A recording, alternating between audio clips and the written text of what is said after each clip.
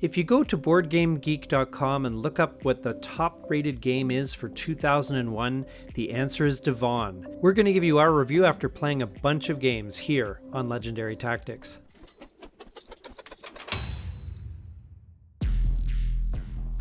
So we just have finished playing, I don't know how many games of DVONN over the last few days. Oh my goodness, like 20, 20, 25 games? Yes. Yeah, 30. We have been firing off these games like crazy. So yes. And it's been quite entertaining. I think it's a neat little abstract game. Yes, I agree. I definitely agree. I think this is a game where I actually enjoy the digital. I would probably enjoy the digital more than the tabletop version.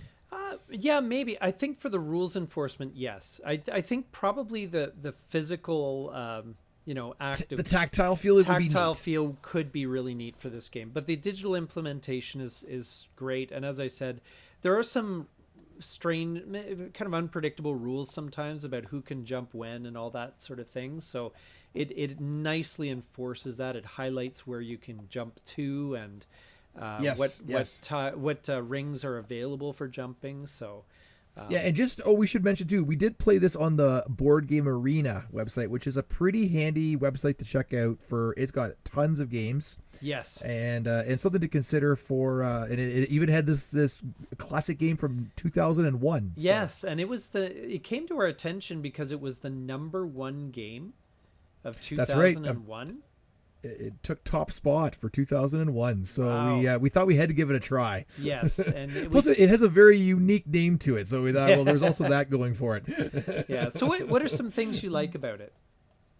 I do enjoy that abstract puzzly where you have to sort of be mapping out your turn, like not particularly this turn that you're on, but like 3 turns in advance. Mm-hmm. And I also like the sort of the cat and mouse aspect of trying to lure your opponent into going down a certain avenue. Yes. or paying attention and doing something that is falling right into your trap. Yes. Yeah. How about yourself, Nito? I think it's a nice little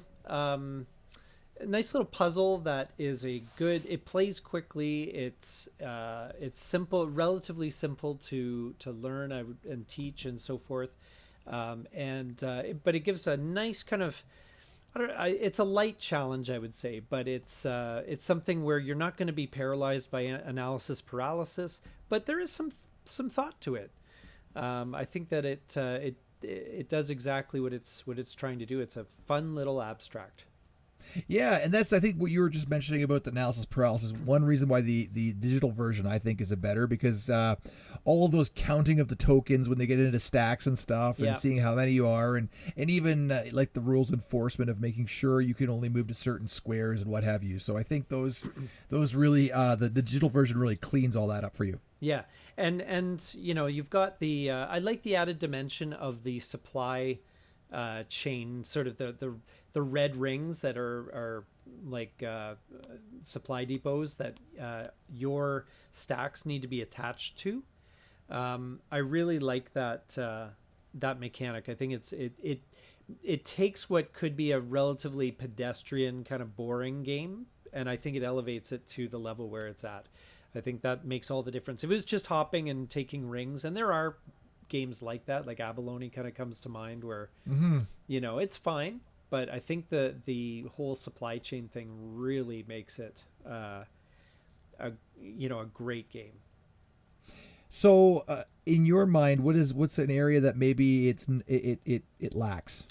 I think sometimes there's a bit of a sense, I know there is no luck, but sometimes it feels like in moving around and cutting off options and stuff, it almost feels like some of it is a bit out of your control, in a way. I don't know how to explain it, but it has that kind of feel where you can execute a strategy, but it so much depends on the board state, and it's more, I guess maybe I'm looking for something maybe more strategic, and it's actually more tactical. Like, it's much more about just reacting to what your opponent's just done, and it's not so much about executing a grand strategy that you have at the beginning of the game.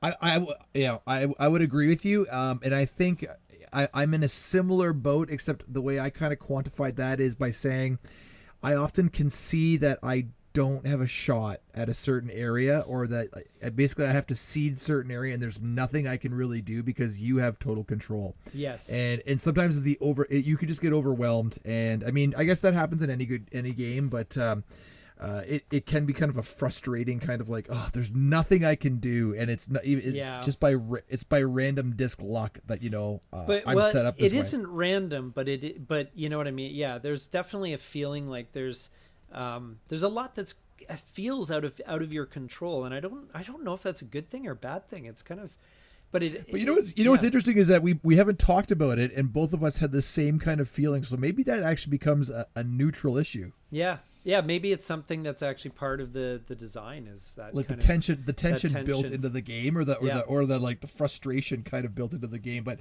I found it more of like a frustration more than a tension. Yes, yeah. But I think as a design, I think it's quite elegant. Now, is it the best game of the year 2000 or 2001? 2001? I don't know about that. Yeah, I mean, it's fine. I would hazard a guess that there was so much. You know what? For maybe it was definitely maybe the best abstract puzzler of that year. I would maybe grant it that. But, sure. Yeah. But to say it was the overall game, but mind you, this is not, obviously we're in like overall board game rankings here. We're not into like any specific themes or categories. So yeah. The one challenge I potentially would also have is like sort of long-term replayability. The game does have a kind of a bit of a samey kind of feel to it in some ways, where I could see, while it's a game I could easily break out with anyone, I don't know if I'd be playing this over and over and over again for years. No, like our 20 to 30 games that we've kind of gone through. I'm getting close to my my fill of this game for a while. So yes, no, I have enjoyed it, but and would I come back to it? Yeah, replayability. Yeah, I mean, if you said to me in a week or two, hey, I want to defend my title as Grand Champion of DVONN, do you want to play? I'd probably battle you. Yeah, well, and what makes that easy is it's a 5 to 10 minute game. Yeah, it's like a perfect opening game for a night, or a close down game for a night. It's perfect. So I think my final verdict is I really like it.